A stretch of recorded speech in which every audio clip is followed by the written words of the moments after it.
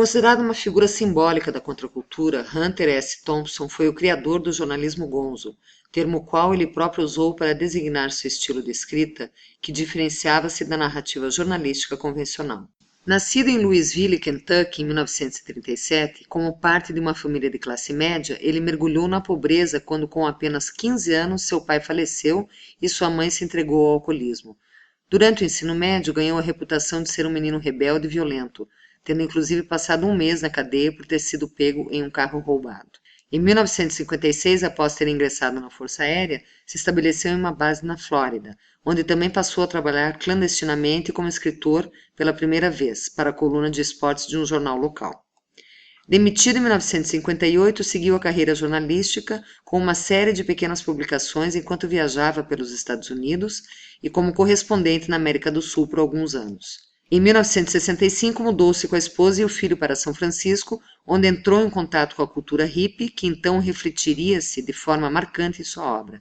No mesmo ano, publicou um artigo sobre a gangue de motociclistas fora da lei Hells Angels, que mais tarde inspiraria a criação de seu primeiro livro não ficcional, onde Hunter relata a experiência de acompanhá-los em viagens durante o período de um ano, procurando desmistificar a imagem construída em torno deles pela imprensa sensacionalista, que os retratava como seres desprezíveis e violentos. O livro recebeu vários elogios dos críticos e elevou a reputação de Hunter e a convivência com os Hells Angels. Também introduziu ao consumo de drogas ilícitas como LSD, item de um tema que passou a ser central desde então em sua obra, a contracultura. Recently, I spent over a year living in close contact with a notorious California motorcycle gang, which is the basis of my new book, Hells Angels. Signed, Hunter Thompson. Number two, approximately how many members do the Hell Angels have? It varies anywhere from, I'd say, 100 to 200. The Hells Angels posed for television cameramen and answered questions on radio call-in shows. They were sought out by mystics and poets, cheered on by student rebels, and invited to parties given by liberals and intellectuals. Number two, who is the author that sort of leads the kind of the LSD sect out there in San Francisco? Ken Kesey. Number two, the Merry Pranksters gave a party for the Hells Angels. Were you there that lasted 2 days? Yes. Em artigo publicado em 1967, o jornalista declara que os Estados Unidos estavam vivendo uma guerra civil-cultural havia 20 anos, sentenciando: os hippies de hoje são os beatniks de ontem e os boêmios do passado. Ele acreditava que a nova geração havia sido compartimentalizada como hippies, termo que para ele era desprovido de sentido se tratava de uma criação de manchetes de jornais. Criticou as autoridades conservadoras por considerá-los prova de uma confusão moral, ética e sexual exaltada na América, como também uma ameaça à sociedade que colocava em risco as tradições americanas. Ele reconhecia que fosse natural a existência de uma distância cultural entre as gerações, fazendo com que pais e filhos não compartilhassem as mesmas crenças e valores, mas o afastamento era gravemente intensificado quando as práticas da nova geração faziam dela um grupo de criminosos. Ele notou que, em geral, as pessoas evitavam falar publicamente sobre o uso de drogas como a maconha e o LSD, porque, primeiramente, isso as deixava expostas à chance de serem consideradas suspeitas de um crime. A posse de maconha se tratava de um crime sério na maioria dos estados, e ele se opunha ao fato de que, na Califórnia, uma pessoa condenada 2 vezes pela posse de maconha em qualquer quantidade e sobre quaisquer circunstâncias, fosse obrigada a encarar no mínimo 2 anos de prisão. Em segundo lugar, apenas um número muito reduzido de pessoas fora desse grupo tinham conhecimento real sobre o uso dessas drogas, o que consequentemente significava que esta era uma cultura fechada e que aqueles que faziam comentários sobre os hippies tinham quase sempre uma perspectiva externa de que não correspondia à realidade. Estas visões foram manifestadas na campanha de Hunter em 1970 como candidato ao cargo de xerife da cidade de Aspen, no Colorado, pelo partido Free Power. O movimento causou vasta repercussão e ganhou considerável apoio popular. No entanto, Hunter perdeu a eleição com 44% dos votos para um candidato democrata. Hunter Thompson is a moralist posing as an immoralist. Nixon is an immoralist disguised as a moralist. This is James Salter. There'll be thieves and autorecs in Aspen whoever gets elected. But Hunter represents something wholly alien to the other candidates for sheriff. Ideas. and a sympathy towards the young, generous, grass-oriented society which is making the only serious effort to face the technological nightmare we have created. The only thing against him is he's a visionary. He wants too pure a world.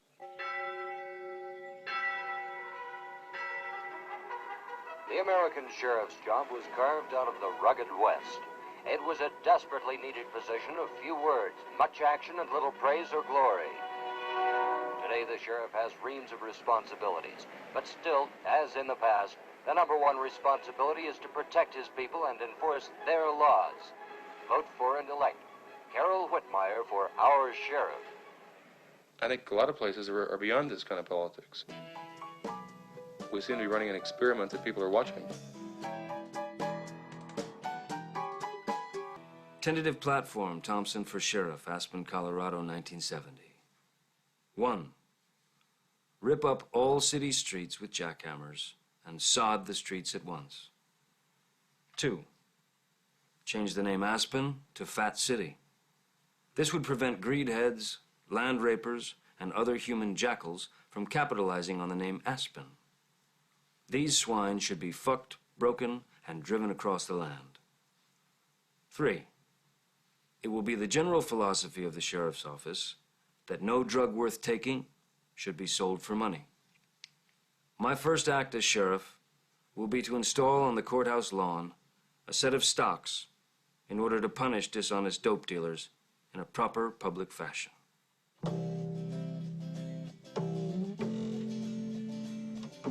I was only about 6 at the time, but legend has it that my father shaved his head so he could say, unlike my long-haired opponent, Sheriff Whitmire.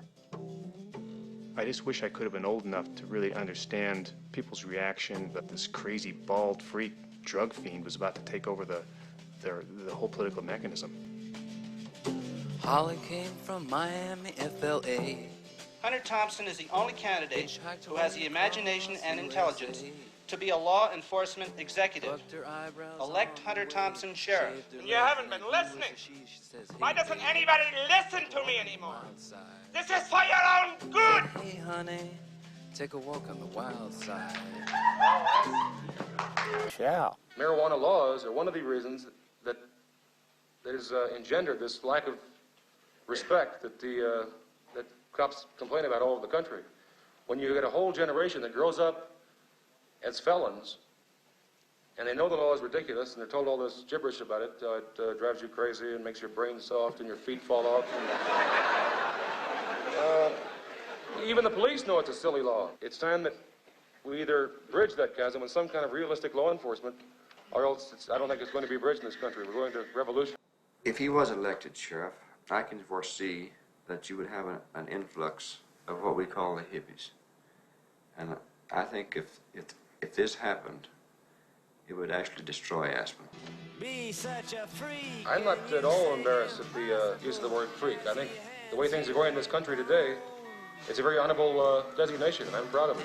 And something is happening here. We have a situation here, an isolated town with a very unusual kind of population. We do have a freak power base, and that's undeniable. We have about 1,000 votes that would, if I went out there and walked through the streets naked with a bomb in each hand, they would still vote for me.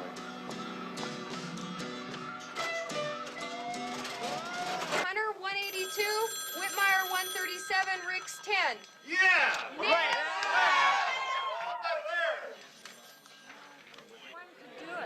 One could do it. The suburbs, it's all a majority. Okay, here's the totals. Available right for a second. Whitmire 204, Hunter 173. I think I, unfortunately, proved what I set out to prove. And it was more a political point than a local election, that the American dream really is very hard to, to have a bald-headed lunatic. I'll do that for the cameras, fellas. All right. That we made a mistake in thinking that the town was ready for an honest political campaign. We frightened the bastards so badly that on election day, they rolled people in wheelchairs, even on stretchers, into the polling places to vote against us. And when I lost, they instantly got down to making sure that nobody like me could ever run for office again.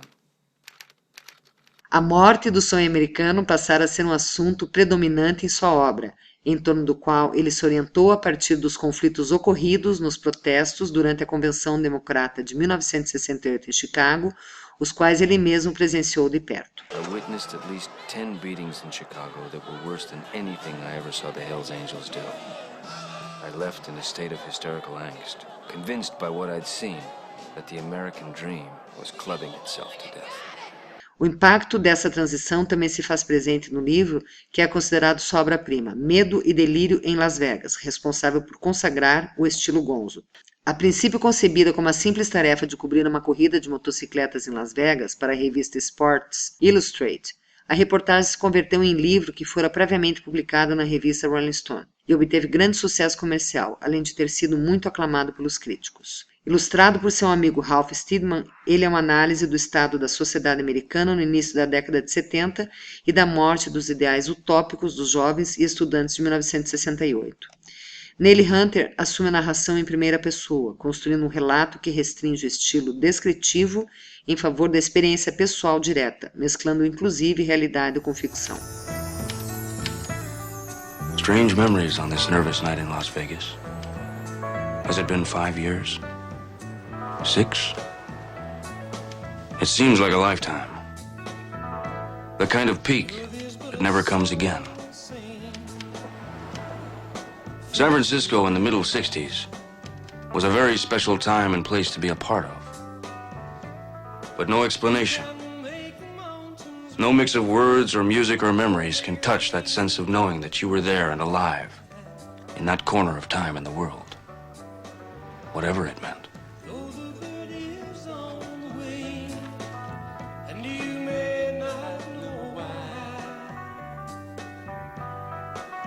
There was madness in any direction, at any hour.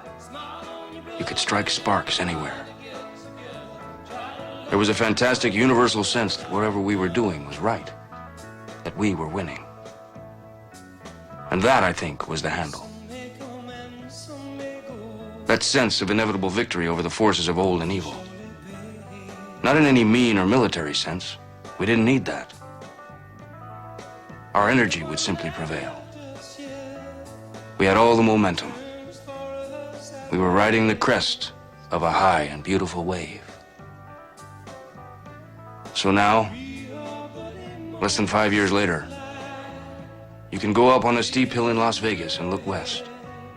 And with the right kind of eyes, you can almost see the high water mark. That place where the wave finally broke and rolled back. O lado fantasioso do escritor continua visível em Fear and Loathing on the Campaign Trail 72, livro que reúne um conjunto de artigos publicados no decorrer da campanha presidencial de 1972. Hunter ofereceu seu apoio ao senador George McGovern, sobretudo nas eleições primárias do Partido Democrata. That book was written for Rolling Stones as the campaign progressed. It wasn't something written from the hindsight of the campaign. Those chapters rolled off his typewriter as the campaign moved along. McGovern defendia a retirada das tropas americanas do Vietnã e direitos iguais entre homens e mulheres. In 1968, many Americans thought they were voting to bring our sons home from Vietnam in peace. And since then, 20,000 of our sons have come home in coffins. I have no secret plan for peace. I have a public plan.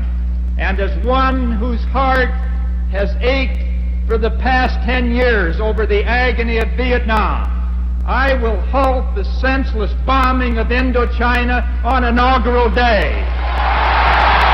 Hunter alavancou sua popularidade ao fazer críticas severas aos seus oponentes. Hubert Humphrey e Edmund Muskie. There is no way to grasp what a shallow, contemptible, and hopelessly dishonest old hack Hubert Humphrey really is until you've followed him around for a while on the campaign trail. Hubert Humphrey is a treacherous, gutless old ward healer. A mídia, porém, não soube ou não quis discernir a realidade da fantasia e chamou atenção para acusações bizarras do jornalista, como a de que Muskie era viciado em ibogaína. What did you do to Ed Muskie? Nothing. Ed Muskie did it to himself. I just helped him along. Not much has been written about the Ibogaine effect as a serious factor in the presidential campaign. But toward the end of the Wisconsin primary race, about a week before the vote, word leaked out that some of Muskie's top advisors had called in a Brazilian doctor who was said to be treating the candidate with some kind of strange drug. You got to help me. What was the drug that you said he was on? Ibogaine. Ibogaine. It had been common knowledge for many weeks that Humphrey was using an exotic brand of speed known as Wallet, and it had long been whispered that Muskie was into something very heavy.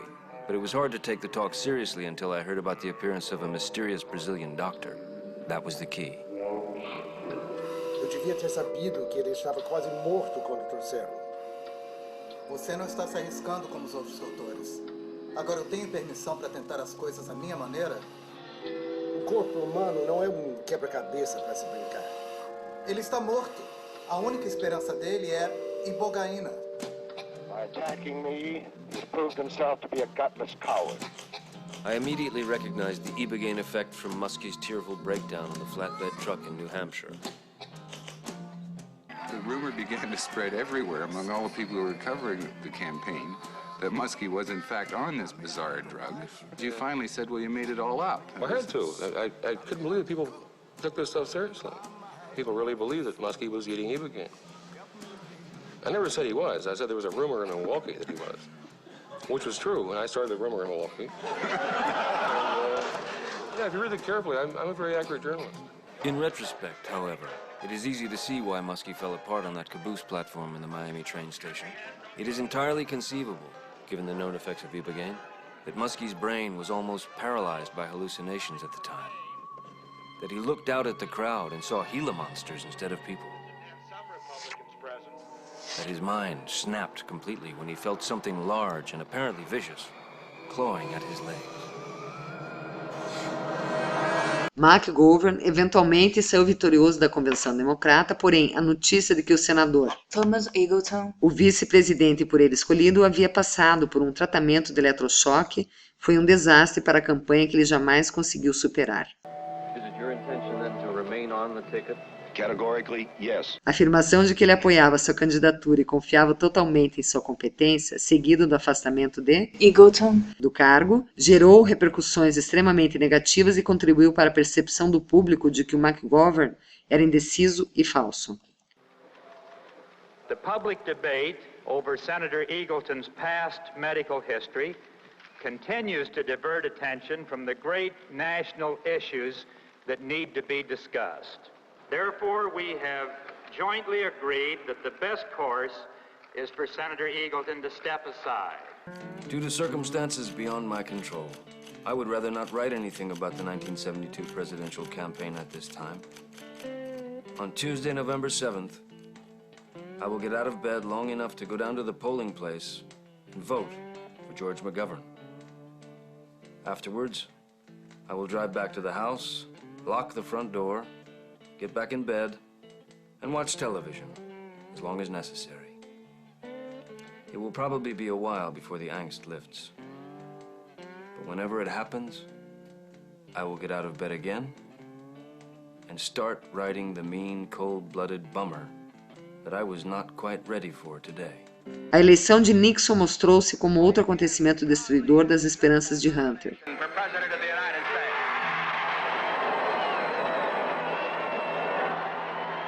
Richard Nixon represents everything that I not only have contempt for, but dislike and think should be stomped out. Our Barbie doll president, with his Barbie doll wife and his box full of Barbie doll children, is also America's answer to the monstrous Mr. Hyde. He speaks to the werewolf in us on nights when the moon comes too close. Nixon represents everything that's wrong with this country. Down the line. Ele permaneceu hostil à sua figura, insultando-o até mesmo após sua morte em 1994. Ele era um bandido barato e um criminoso sem piedade que bombardeou mais pessoas até a morte em Laos e Camboja do que o exército americano perdeu em toda a Segunda Guerra Mundial. E ele negou isso até o dia da sua morte. Quando os estudantes da Universidade Estadual de Kent, em Ohio, protestaram contra o bombardeamento, ele foi conivente em atacá-los e matá-los com as tropas da Guarda Nacional.